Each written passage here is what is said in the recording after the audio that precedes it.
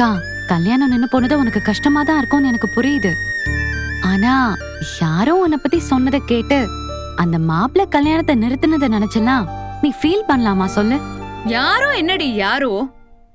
இதெல்லாம் அந்த அம்மாவோட அப்பா பண்ற வேலைதான். இப்படி சொல்லிட்டு தானே அவரை பார்த்து 4 வார்த்தை கேட்டுட்டு வரேன்னு கிளம்பி போனேன். என்ன ஆச்சாங்க? அவர்கிட்ட கேட்டா அவருக்கும் இதுக்கும் சம்பந்தமே இல்லன்னு சொல்றாரு. செஞ்ச தப்ப ஒத்துக்கவே மாட்டேங்கிறாரு. அவர் தப்பு செஞ்சாருன்னு உனக்கு தெரியுமா? அவர்தான் இதுக்கும் அவருக்கும் எந்த சம்பந்தமும் இல்லைன்னு சொல்லியிருக்காரு. அப்புறம் என்ன?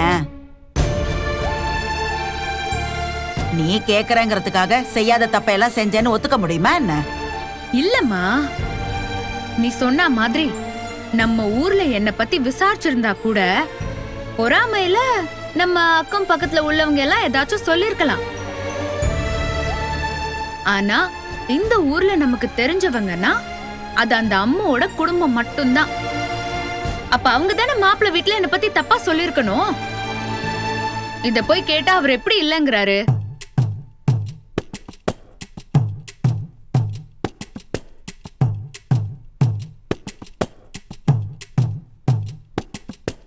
ஒருவேளை அவர் இல்லன்னா வேற யாரு பண்ணிருப்பான்னு யோசிச்சா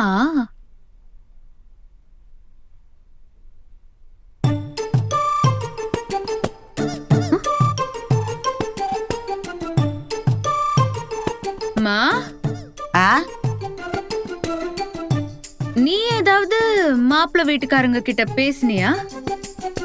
ஒருவேளை இதெல்லாம் உன் வேலையோ? ஏய் ஏய், என்னடி பேசுற நீ? என் பொண்ண பத்தி நானே யார்கிட்டயாவது தப்பா பேசுவேனா? நீதான் ஏற்கனவே ஒரு தடவை பேசிருக்கியே.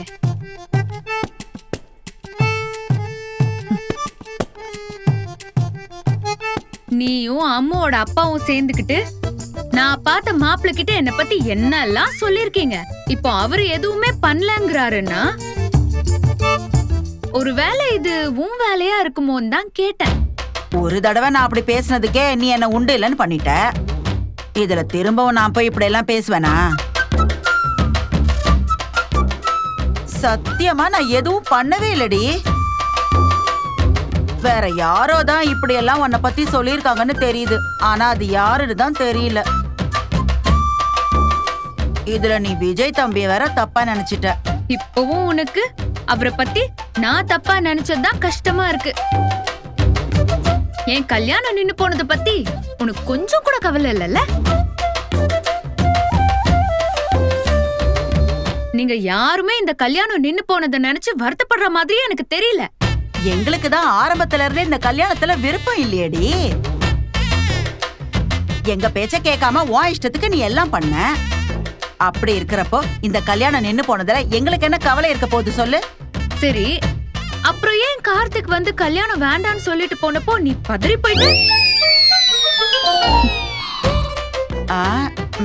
அது கல்யாணம் நிக்குதேங்கிற பதட்டம் எல்லாம் இல்ல.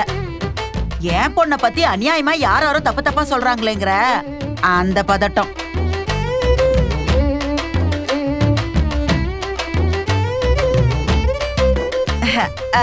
நீங்க எல்லாரும் பேசிக்கிட்டு இருங்க, நான் போய் டிஃபன் ரெடி பண்றேன்.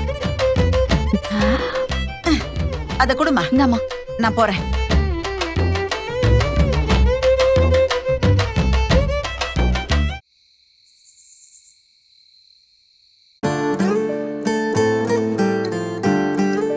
உங்க பொண்ணை பத்தின விஷயத்தெல்லாம் அவங்களுக்கு ரொம்ப வேண்டப்பட்டவங்க இப்பதான் வந்து சொல்லிட்டு போறாங்க.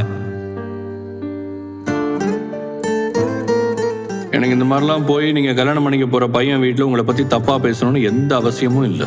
நீங்கள் நினைக்கிற மாதிரி நான் ஒன்றும் இது பண்ணல.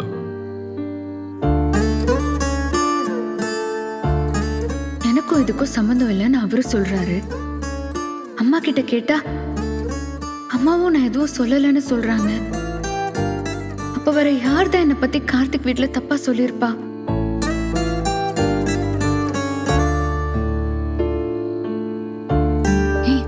பாரு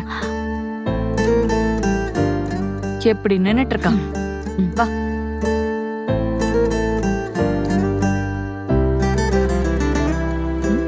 காவேரி, கீழே அம்மா டிஃபன் ரெடி பண்ணி வச்சுட்டு காவேரி காவேரின்னு கத்திட்டு இருக்கு. இந்நேரத்துக்கு மொட்டை மாடியில வந்து என்னடி பண்ணிட்டு இருக்க? சும்மா அப்படியே காத்தாட வந்து நின்னுட்டு போலாம் தான் வந்தேன். பார்த்தா அப்படி தெரியலையே, ஏதோ பயங்கரமான யோசனையில நின்ன மாதிரில தெரியுது. இன்னும் நின்னு போன கல்யாண விஷயத்தை பத்தியே யோசிச்சுட்டு இருக்கியா என்ன? இல்ல யமுனா, அது காவேரி, அவன் போனதை நினைச்சல நீ கவலைப்படாதடி. யார் யாரோ சொல்றத நம்பி உன்னை கழட்டி விட்டுட்டு போனவன் உனக்கு எப்படி சரியானவனா இருப்பான் சொல்லு? நல்ல வேளை அவன் இப்பவே கல்யாணத்தை நிறுத்திட்டான்னு சொல்லி சந்தோஷப்படு. ஒருவேளை உங்களுக்கு கல்யாணம் ஆகி அதுக்கப்புறம் யாராவது உன்னை பத்தி இப்படி தப்பா சொல்லி அதையும் அவன் நம்பி கல்யாணத்துக்கு அப்புறம் உன்னை வேண்டான்னு சொல்லியிருந்தா என்னடி பண்ணிருக்க முடியும் சொல்லு?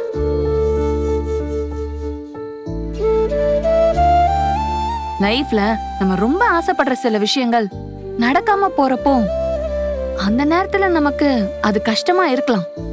ஆனா காலப்போக்குல அது நடக்காம இருக்கிறதே நல்லதுன்னு அப்ப புரிய வரும். அப்படிதான் உன்னோட இந்த கல்யாண விஷயமும். உன்னை கல்யாணம் பண்ணிக்கிறதுல விருப்பம் இல்லைன்னு அந்த மாப்பிள்ள சொல்றான்னா சரிதான் போடான்னு நீ விட்டு தள்ளு. நடக்கிறதெல்லாம் நல்லதுக்கு நீ நினைச்சுக்கோ காவேரி. ஆமாக்கா, கல்யாண விஷயத்துல கடவுள் உனக்கு இதை விட ஏதோ ஒரு பெரிய சர்ப்ரைஸ் வச்சிருக்காருன்னு நினைக்கிறேன். ஒருவேளை நாங்க எல்லாரும் சொல்ற மாதிரி விஜய் சாரியே நீ கல்யாணம் பண்ணிக்கிற மாதிரி கூட சூழ்நிலை அமையலாம். அப்படி ஒரு சூழ்நிலை மட்டும் வந்துச்சுன்னு வை, அவரை கல்யாணம் பண்ணிக்கிறதுக்கு பதில் நான் காலம் முழுக்க இப்படியே இருந்துப்பேன். நீ இப்படி பேசும்போதுதான் எங்களுக்கு எரிச்சலா வருது. யார வேணாலும் கல்யாணம் பண்ணிப்பேன், ஆனா விஜய் சார கல்யாணம் பண்ணிக்க மாட்டேன்னா என்ன அர்த்தம்? எனக்கு அவரை கல்யாணம் பண்ணிக்கிறதுல விருப்பம் இல்லன்னு அர்த்தம். அது ஏன் எதுக்குங்கிற விளக்கத்தெல்லாம் நான் ஏற்கனவே உங்ககிட்ட சொல்லிட்டேன். அதனால தயவு செஞ்சு திரும்பவும் அந்த விஷயத்தை பத்தி என்கிட்ட பேசாதீங்க.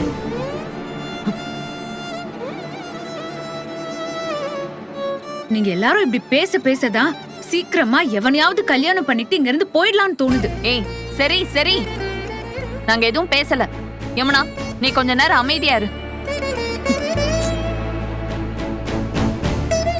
இங்க பார் காவேரி, இது உன் லைஃப். இதுல நீ என்ன முடிவு எடுக்கிறதா இருந்தாலும் அவசரத்துல எடுக்காம ஆறாமற யோசிச்சு எடு, சரியா? முதல்ல இப்ப வந்து சாப்பிடவா. வாக்கா, ஆடி கிளம்பலாம், வா போலாம்.